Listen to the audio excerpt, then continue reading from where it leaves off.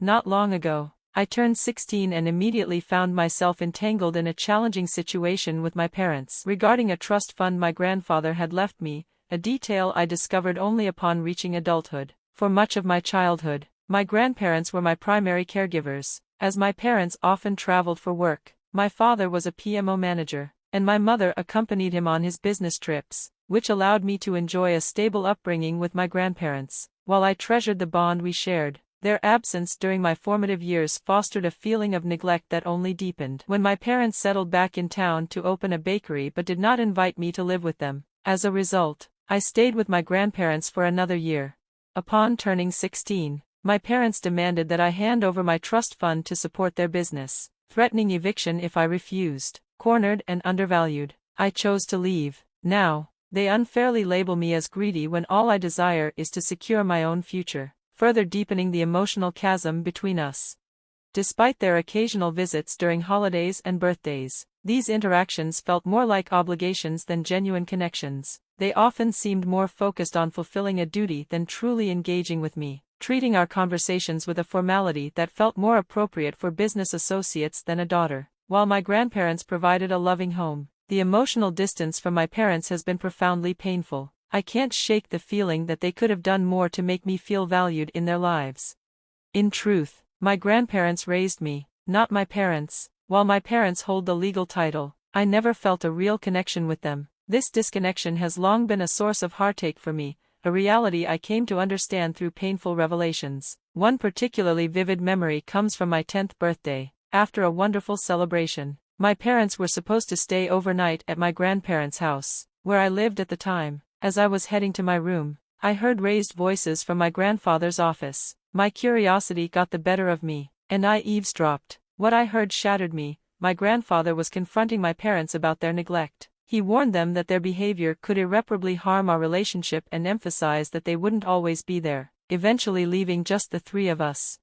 Despite no longer traveling for work, my father hadn't invited me to live with them, opting instead to let me remain with my grandparents. The conversation revealed that while my grandparents enjoyed having me, they were concerned about the strange and distant relationship I had with my parents. My grandfather insisted that my parents needed to make a greater effort to engage with me. My father's response was dismissive. He claimed I seemed happy enough with my grandparents and that he was too busy with the bakery to act as a father. My mother echoed his sentiments, expressing her own overwhelm with the business and household responsibilities. They both admitted that parenting wasn't a priority for them while establishing their bakery. That night, I cried myself to sleep, and it became my worst birthday ever. Despite the party, the painful truths I overheard haunted me. It became painfully clear that, to my parents, I was more of an obligation than a priority. This realization has lingered, shaping my perception of our relationship and confirming the emotional neglect I had always felt but struggled to articulate until that moment.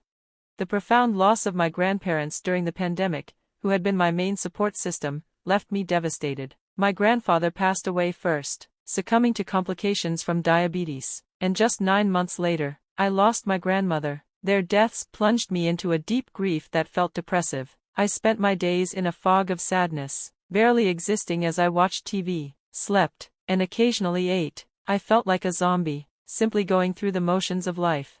With nowhere else to turn, I reluctantly moved back in with my parents. Our already strained relationship worsened as I grappled with my grief. I found myself irrationally resenting them, wishing it had been them who had passed instead of my grandparents, a painful acknowledgement of my distress. Even with my father's successful career and the inheritance from my grandparents, my parents remained emotionally unavailable, consumed by their struggling bakery and showing little concern for my mental well-being.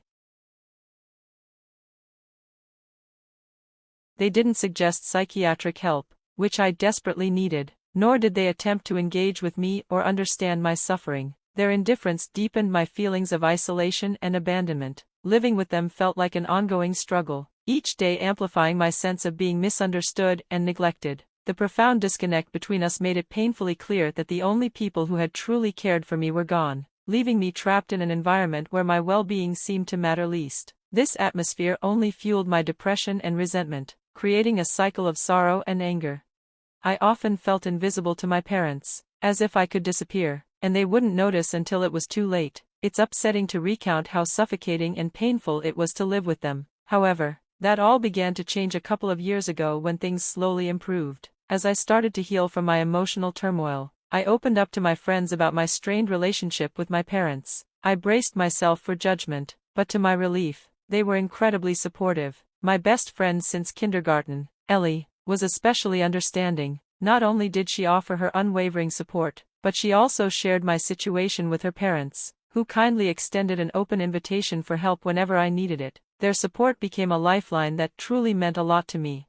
Over the past year, despite my parents' continued indifference, my life has improved significantly. I've learned to cope with my challenges with a little help from my friends. I decided to postpone college to gain some real-world experience. Even though most of my friends were heading off to university, I knew I had a college fund set up by my grandfather that I could access once I enrolled. However, I also needed to prove my acceptance to access those funds, as outlined by my grandparents' lawyer.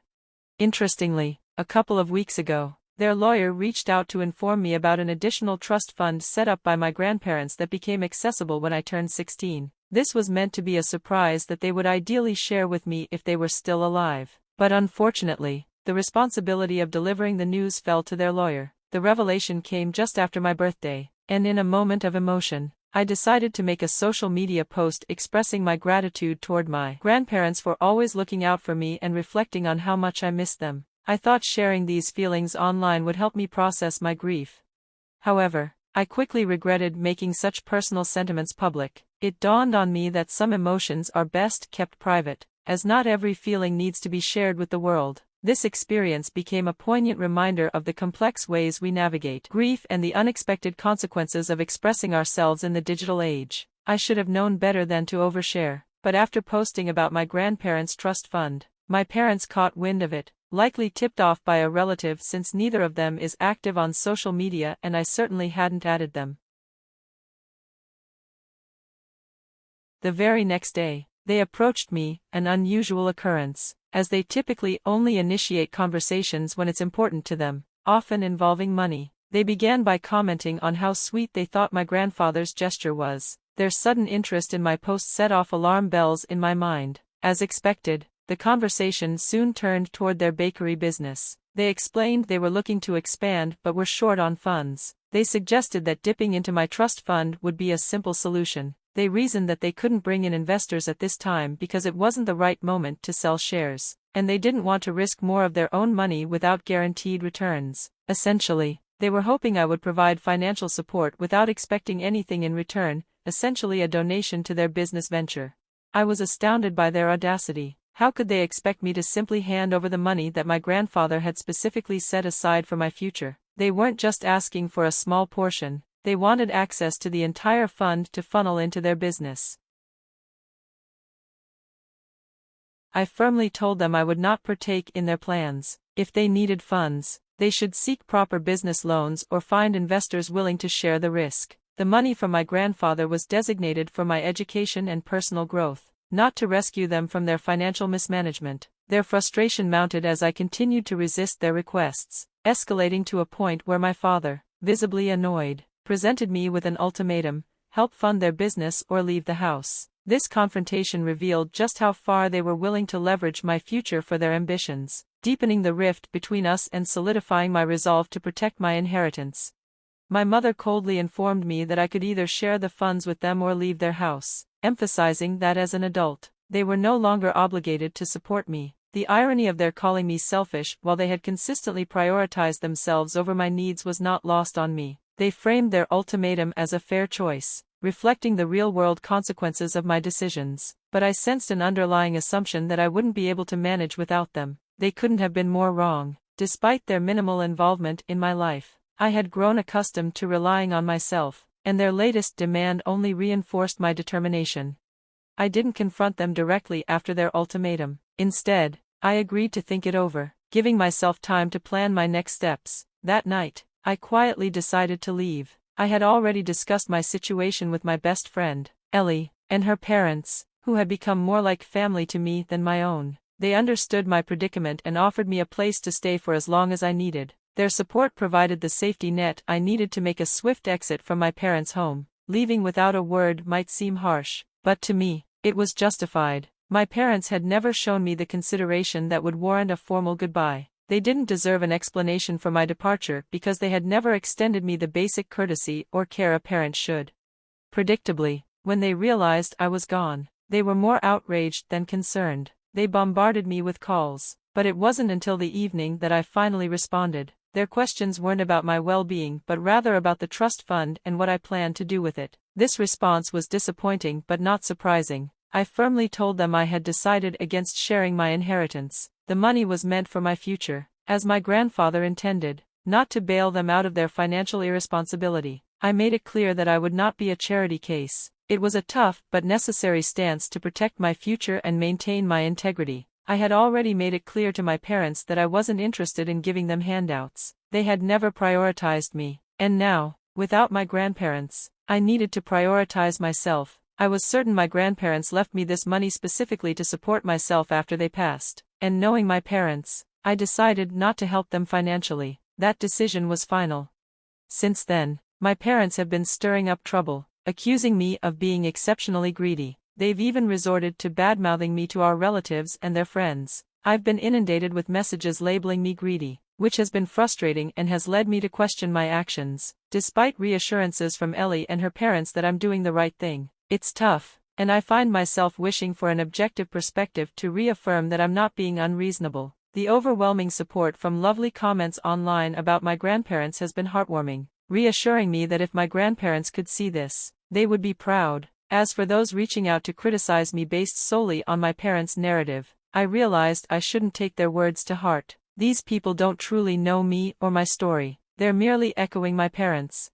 In response, I decided to address everyone involved. I posted online that anyone who genuinely supports my parents should consider investing in their business themselves rather than pressuring me to use my trust fund. I also publicly told my parents that their attempts to guilt-trip me were only strengthening my resolve. I made it clear that they were manipulative and selfish, unable to see beyond their own needs. My parents had given me a stark choice: share my trust fund or leave. I chose to leave, asserting my independence. If there's any greed in this situation, it's not coming from me. Their strategy to make me feel guilty has failed. Instead, it has empowered me to stand firm in my decision, sever ties, and manage my life and finances without their interference.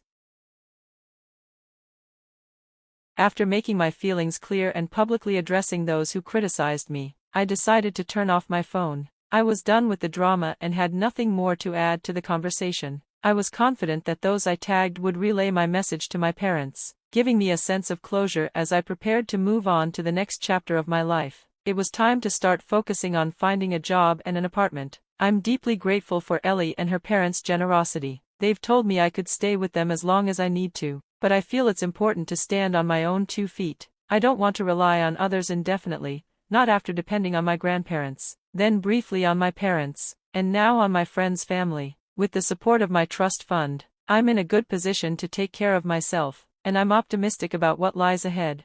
It's been 4 days since I last posted online, and as expected, everyone I called out has blocked me. They've likely passed my messages on to my parents, who are furious. They sent me a message saying they were cutting ties with me, which I calmly accepted before blocking them in return. This feels like a clean break, and honestly, it's a relief to be free from that negativity. On a brighter note, my search for an apartment is going well. I found a place and will be sharing it with a roommate, which feels like a responsible move. I'm excited about this new beginning and the independence it brings. I've officially moved out of Ellie's house. It was a bittersweet goodbye, especially since she's also heading off to college soon. Now settled in my new apartment, I've also landed a job in the community manager department of an advertising agency. I'm eager to start this new role and hopeful about what the future holds. My parents and I haven't spoken in the past few weeks, and I've been too busy to dwell on past conflicts. Life is genuinely good now, and I'm focused on building a future that would make my grandparents proud.